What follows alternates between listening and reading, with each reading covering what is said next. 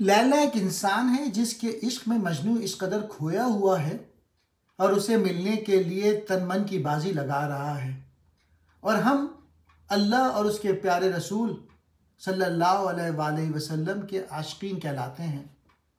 हमें अपने कौल व फ़ेल के ज़रिए ज़्यादा अमल करने की ज़रूरत। रास्ता इश्क। दिल को किसी घड़ी चैन नहीं आ रहा था। मजनू ऊँटनी पर सवार हुआ और लैला की बस्ती की तरफ चल दिया। लैला के ख्याल में गर्क था और हाथ से ऊँटनी के महार की गिरफ्त ढीली हो गई।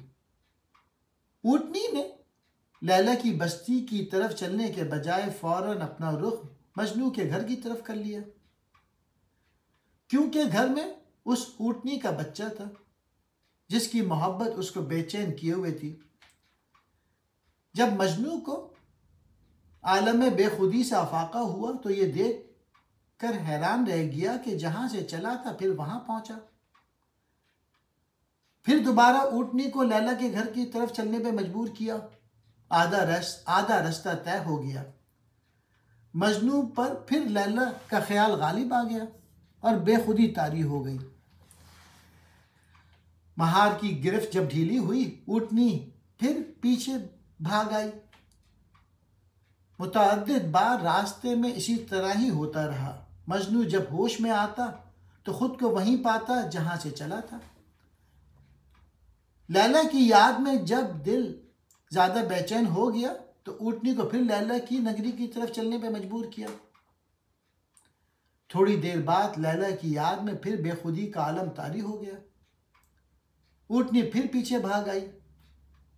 घर के करीब मजनू को होश आया तो ये मंजर देख के उसे गुस्सा आ गया और कहने लगा, मेरी लैला तो आगे है और तेरी लैला पीछे, यानी बच्चे की मोहब्बत तुझे पीछे भागने पर मजबूर कर देती है।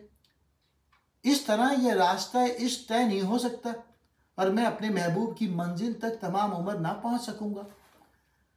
मजनू ने ऊपर से ही छलांग लगा दी और नीचे गिरते ही जख्मी हो गया।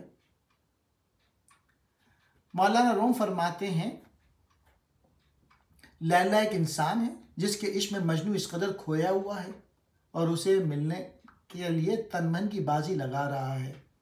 और हम अल्लाह और उसके प्यारे रसूल सल्लल्लाहु अलैहि वसल्लम के आशिकीन कहलाते हैं। हमें अपने कौल व फ़ेल के ज़रिए ज़्यादा अमल करने की ज़रूरत है।